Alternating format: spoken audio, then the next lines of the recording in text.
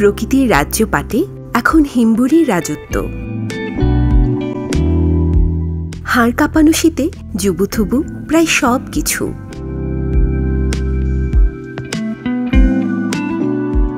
তবে এ সময় কিন্তু হিমেল বাতাস আর কুয়াশার যোগসাজশেও থেমে থাকে না বাংলার পাখিদের কুহুতান। কনকনে ঠান্ডা জলেও দিব্যি চলে তাদের জলকেলি।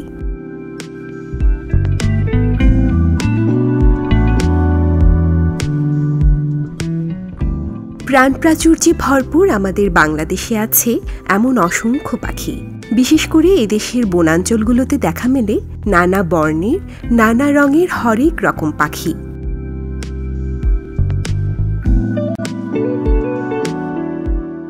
এরা আমাদের বনবনানীকে করে তুলেছে যেমন বৈচিত্র্যময়, তেমনি এদের রয়েছে পরিবেশ ও প্রতিবেশ ব্যবস্থার সাথে গভীর সম্পর্ক।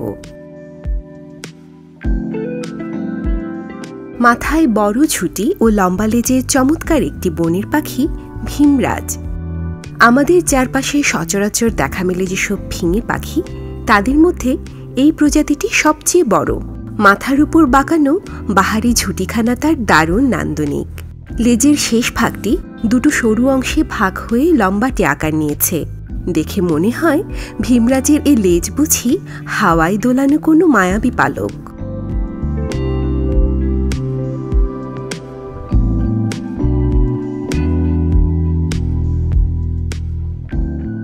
বনের পাখিদের মধ্যে বিরল আরেকটি পাখি হল ধনেশ।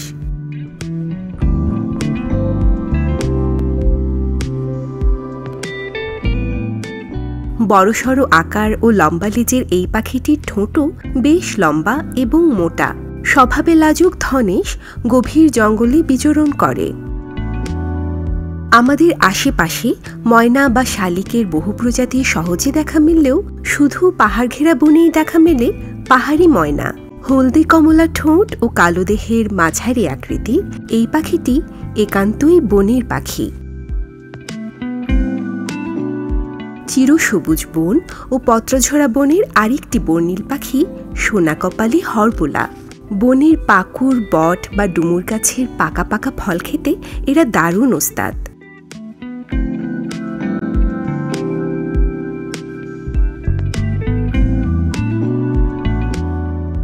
পাহাড়ি জঙ্গলময় এলাকায় বিচরণ করে লালবুক টিয়া বা মদনা টিয়া।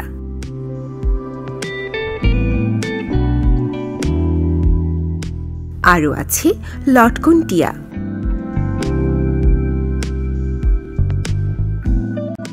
বনের পাখিদের মধ্যে যারা গভীর বনের বাসিন্দা, তাদের দলে নাম লিখিয়েছে মাছরাঙার কয়েকটি প্রজাতি।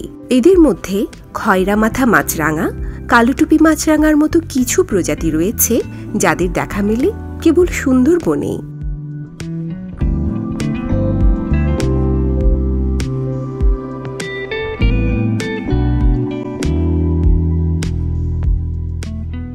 রয়েছে বড় মেটেকুড়ালি এবং দুর্লভ পরিযায়ী সাদা টুপি পানগিরদের মতো আরও কিছু পাখি প্রজাতি, যাদের বনভূমি ছাড়া অন্য কোথাও দেখা যায় না।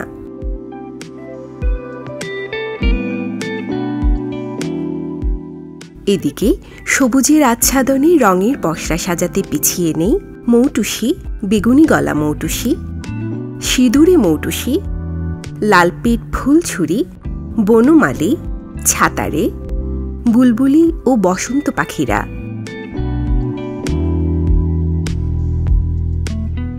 এসব পাখি বনভূমির প্রাণ, প্রতিবেশ ব্যবস্থার অবিচ্ছেদ্য অংশ। ফুলের পরাগায়ন ও বীজের বিস্তরণ ঘটিয়ে প্রাকৃতিক বন সৃজন এবং ক্ষতিকর কীটপতঙ্গ খেয়ে পরিবেশের ভারসাম্য রক্ষার মাধ্যমে এরা বনবনানীর সমৃদ্ধিতে প্রতিনিয়ত ভূমিকা রেখে চলেছে। এদের টিকিয়ে রাখতে তাই প্রয়োজন সচেতনতা ও সবার আন্তরিকতা।